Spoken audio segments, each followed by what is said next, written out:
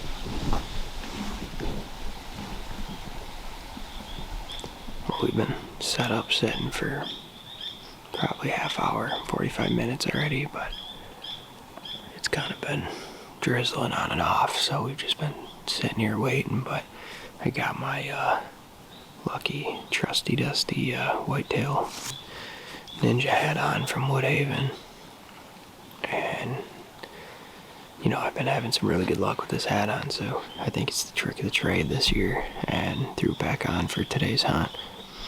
As we're setting up, it seemed to do its magic, because we had a pretty nice buck I'm walking through. You know, unfortunately it's not one of the ones Victor's chasing, but it was still a really nice buck, and that was around 10:30 or so. He's been getting a couple trail cam photos of deer up on their feet the last hour. But we snuck into these woods, and it helped because it rained so much that these leaves are really quiet, so when you're sneaking in, you can really slip in here without making a whole lot of noise. But the way these wood lays out is that his pond is probably 150, 200 yards just off our right, to the north a little, and we got a south wind, and all the bedding is to our south and to our east. And there's a little bit from the west, but his dad's gonna be hunting up there for the rest of the afternoon, so hopefully if anything comes that way, he can his dad can get a shot on it. But there's a couple trails that come up through here and just kind of funnel their way through this section of woods up towards that bedding. As long as this wind can stay somewhat consistent like it's been, I think we got a good chance in killing something there's a real heavy trail. That's about, I think the farthest shot is 45 yards, and the closest shot I think is 22 just off our left, which is his strong side. And that's that same trail that that buck took this morning. These bucks seem to be moving. Let's hope the right one comes walking by and he can get a good shot on something here.